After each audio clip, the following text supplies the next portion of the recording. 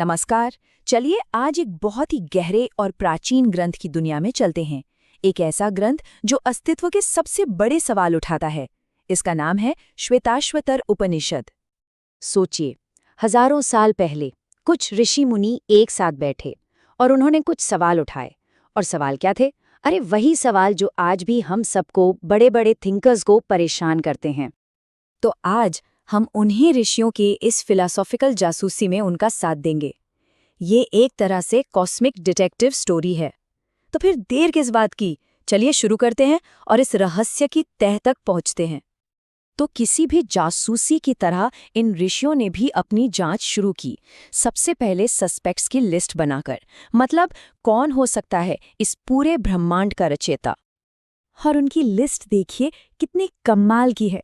इसमें time, nature, destiny, chance, elements और यहाँ तक कि हमारी अपनी आत्मा यानी पुरुष, मतलब हर वो चीज़ शामिल थी, चाहे बाहरी हो या भीतरी, जो इस यूनिवर्स का कारण हो सकती थी। ये सब चैप्टर 1 में बताया गया है। लेकिन कहानी में ट्विस्ट तो आना ही था। जैसे जैसे उन्होंने एक एक करके इन सस्पेक्ट्स की जांच की, उन्हें ये समझ आने लगा कि नहीं, इनमें से कोई भी असली गुनहगार नहीं है, कोई भी फाइनल जवाब नहीं है। अब सवाल ये उठता है कि ये इतने पावरफुल फोर्सेस, ये आखिरी कारण क्यों नहीं हो सकते? देखिए, बात यह है कि अगर टाइम या नेचर ही असली कारण होते तो उन्हें इंडिपेंडेंट होना चाहिए था, है ना? पर ऋषियों ने पाया कि ये सब तो खुद एक बड़े सिस्टम का हिस्सा हैं। और तो और हमारी अपनी आत्मा, जिसे पुरुष कहा गया, वो भी असली मास्टर नहीं हो सकती। क्यों? क्योंकि वो तो खुद सुख दुख के नियमों में बंधी है। जैसा श्लोक 1.2 में साफ साफ कहा गया है, आत्मा का खुद अपने भाग्य या दुख पर कोई कंट्रोल नहीं है। तो इसका मतलब असली शासक कोई और है।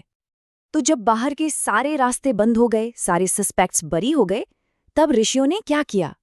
उन्होंने अपनी खोज की दिशा बदल दी, बाहर से अंदर की ओर। और यहीं से कहानी ने एक जबरदस्त मोड़ लिया। देखिए, पहले तो बाहरी दुनिया की खोज में वो नाकाम रहे। फिर उन्होंने ध्यान योग का रास्ता अपनाया। वो गहरी मेडिटेशन में उतर गए। और तब उन्हें सीधे तौर पर उस छिपी हुई दिव्य शक्ति का एहसास हुआ। मतलब अब बात दिमागी कसरत की नहीं, सीधे अनुभव की थी। और उपनिषद का ये श्लोक उनकी इसी खोज को क्या खूबसूरती से बताता है कि उन्होंने ध्यान में लीन होकर ईश्वर की अपनी ही शक्ति, देवात्म शक्ति को देखा, जो अपने ही गुणों के पीछे छिपी हुई थी। मतलब अल्टीमेट कॉज कोई बाहरी फोर्स नहीं, बल्कि एक सिंगल डिवाइन पावर थी, जो हर चीज में, यहाँ तक कि खुद उनके अंदर मौजूद थी। इसे समझाने के लिए उपनिषद में बहुत सुंदर एनालॉजीज दी गई हैं, जैसे तिल में तेल छिपा होता है, मलाई में मक्खन, नदी की रेत में पानी, या फिर लकड़ी में आग। श्लोक 1.15 और 1.16 यही बताते हैं कि यह दिव्य शक्ति है तो हर जगह, पर उसे पाने के लिए एफर्ट करना पड़ता है, जैसे ध्यान के जरिए उसे मतकर निकालना पड़ता है। अच्छा, अब इस पूरी डिस्कवरी को और अच्छे से समझने के लिए उपनिषद एक बहुत ही पावरफुल मेटाफर का इस्तेमाल करता है। ये मेटाफर एक इंसान और उस डिवाइन पावर के रिश्ते को समझाता है। कल्पना कीजिए, एक पेड़ है और उस पर 2 पक्षी बैठे हैं जो बहुत गहरे दोस्त हैं। यहाँ ये जो पेड़ है वो हमारा शरीर है और ये 2 पक्षी हमारी आत्मा के ही 2 रूप हैं। इसका जिक्र चैप्टर 4 के श्लोक 6 में मिलता है। इनमें से जो पहला पक्षी है वो है जीवात्मा, यानी हम। वो पेड़ के मीठे और कड़वे फल चखता रहता है, मतलब अपने कर्मों का फल भोगता है और इसलिए दुखी और परेशान रहता है। और दूसरा पक्षी, वो है परमात्मा। वो बस शांत बैठा सब कुछ देखता है, बिना कुछ चखे। वो सिर्फ एक साक्षी है, शांत, गौरवशाली और हर दुख से परे। तो सवाल ये है कि पहला पक्षी यानी हम उलझे हुए क्यों हैं? इसकी वजह है माया। माया क्या है? ये उस परमेश्वर की ही दिव्य शक्ति है, एक तरह का पर्दा जो हमें एक परम सत्य को इस अलग अलग दिखने वाले यूनिवर्स के रूप में दिखाती है। चैप्टर 4 में इसे ही हमारी रियलिटी का ताना बाना कहा गया है। और उपनिषद एक बहुत जरूरी बात बताता है, ये जो माया है वही प्रकृति है। और इस माया का जो स्वामी है, जो मास्टर ऑफ माया है, वो है महेश्वर, यानी वो परमेश्वर। तो मतलब हम भले ही माया में उलझे हों, लेकिन वो परमात्मा ही है जो इस पूरे कॉस्मिक प्ले को चला रहा है।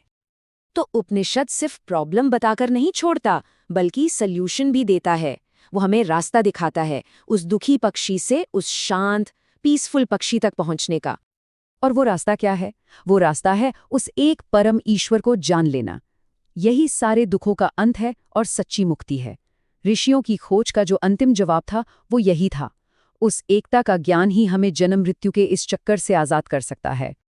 इसके लिए श्लोक 1.14 में एक प्रैक्टिकल गाइड भी दी गई है। कहा गया है कि अपने शरीर को लकड़ी का निचला टुकड़ा बनाओ, पवित्र अक्षर ओम को ऊपरी टुकड़ा, और फिर ध्यान का मंथन करो।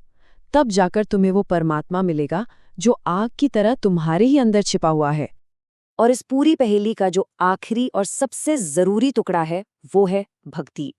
उपनिषद का कंक्लूजन यही है कि ये गहरा ज्ञान सिर्फ उसी के सामने खुलता है जिसके मन में ईश्वर के लिए और अपने गुरु के लिए, दोनों के लिए एक जैसी अटूट श्रद्धा और भक्ति हो।